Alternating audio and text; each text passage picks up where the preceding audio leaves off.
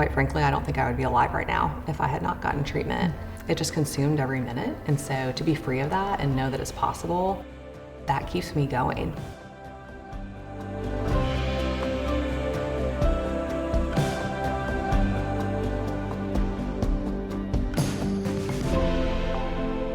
What are leading emotional barriers holding clients back from entering treatment? I would say the top two that I've experienced in my roles working with eating disorder clients is fear is probably the top one, fear of the unknown. Eating disorder is so familiar to me, but I don't know what recovery might look like. And apathy, there just gets to a point where the eating disorder voice has become so loud and controlled every aspect of your life that you almost don't care, You might have loved ones telling you need treatment, partners, but it's like, I don't really want to give up my eating disorder yet. What are common misconceptions about eating disorder treatment? One common one that we hear a lot is I'm not sick enough to need that much treatment, whether that's, day treatment or residential level of care. So we do a lot of education on the front and work at building trust to help the client understand you are worthy of treatment at this level of care.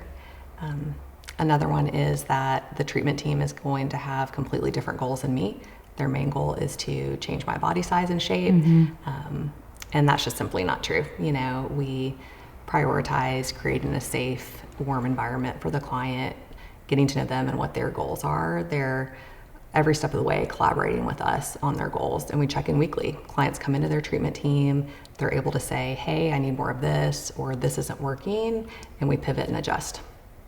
What are people not talking about?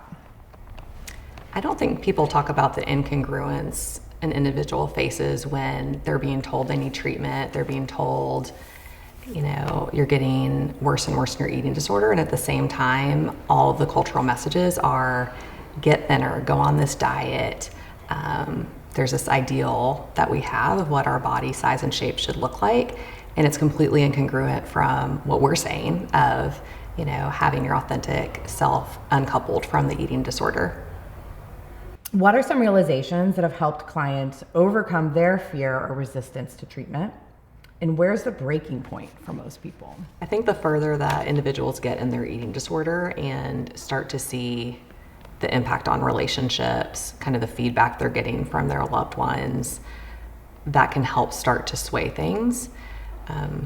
But I always like to tell clients, you can go back to this, I don't want you to, I hope you don't. I think you're going to find recovery to be life-giving and bring you joy, but just give it a try. It doesn't hurt anything. You can try this, but you know how to go back. And I think when you're not putting people in a corner and having them still feel like they have choice, that can be really helpful. And that's difficult to do, I think, though, when you have this malnourished piece. Yeah. And without the body being nourished, the brain isn't online. Yeah. And I think at that point, really fear is running the show. For sure.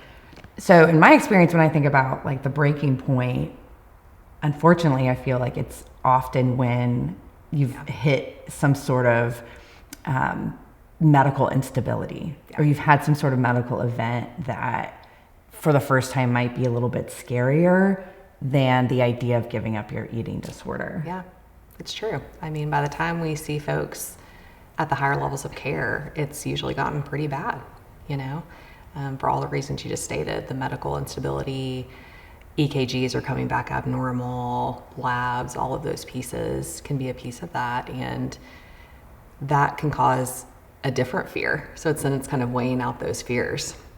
I think that might also help loved ones and the ones that are really pushing at first to get someone in treatment to understand the gravity of the disease or of the disorder, and maybe turn up their efforts, and we don't have a choice anymore. And I think people really are stunned when we talk about how serious eating disorders are, because they fall in the mental health disorder category. Yeah. They are unique in that they have that medical component to them. And I mean, we know in this field that eating disorders have the second highest rate of mortality of all mental health disorders, just second behind the opioid use disorder. And that a person, this is the one I think really gets people, that a person dies from an eating disorder every 52 minutes. Yeah. And that's just the ones we know of. That's just right? the ones or have been attributed, the cause of death has been attributed to the eating disorder. Yeah. Yeah. And it takes a village, because it takes a long time usually for someone to kind of raise the white flag and say, I surrender, I'm ready for treatment. It often takes loved ones coming alongside, maybe outpatient teams. That's why I love having clients just come and have a conversation with me or the therapist, take a tour, because it really takes all of us kind of linking arms and coming around that person to get them to the next step. Mm-hmm. Building that trust that they're not going to have to do this alone. Yeah. What's your why? It's a big one. That's why I'm here today. It's why I am so passionate about the care that we provide. Almost 25 years ago, I went to residential treatment myself after being hospitalized, and I now have the perspective of what life is when I'm not controlled by my eating disorder. And quite frankly, I don't think I would be alive right now if I had not gotten treatment. I was even told I wouldn't be able to have children because I had done so much damage with my eating disorder, and I now have 4 healthy kids. The joy and the peace that I have when my mind isn't controlled by thoughts of calories and what am I eating next and when can I exercise and how can I, burn whatever I just ate. It just consumed every minute. And so to be free of that and know that it's possible, that keeps me going. I love to be able to share that hope when a client isn't there yet, when they think there is no possible way that I could live a life where I'm not obsessing about everything going into my mouth. And I'm like, no, you can. It's possible. And let me tell you more. I think it's so important that those of us that have found recovery talk more about it, because it can feel so hopeless when you're in the midst of it. What truths do you tell people when emotional barriers are keeping them from treatment? I actually like to be curious and just ask some open-ended questions, like, tell me what brings you joy right now. And that really stumps people, because it's like, the further you get in your eating disorder, there's not really like a deep-seated joy anymore. There's isolation, there's obsession, but there's not joy. And that usually opens the door for a conversation of, what do you actually value? Like, what does your authentic self value?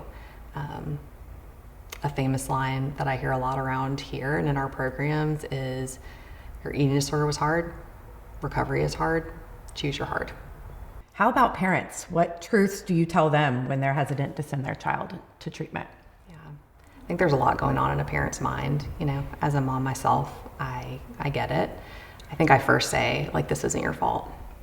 I think parents can also feel a lot of shame and kind of go back of like, what did we do wrong? What could we have done differently to prevent this? And it's so important that they know this is a complex disorder, and there's multiple factors, but it's not their fault, is a big one. I think helping the parent to understand they can still be involved in the child's treatment is important.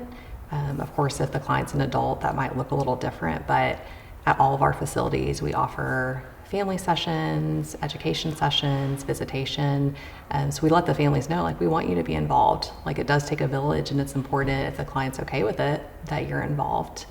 Thank you, Amber, so much. I appreciate all your openness to these questions and you sharing all of your experience and expertise with us.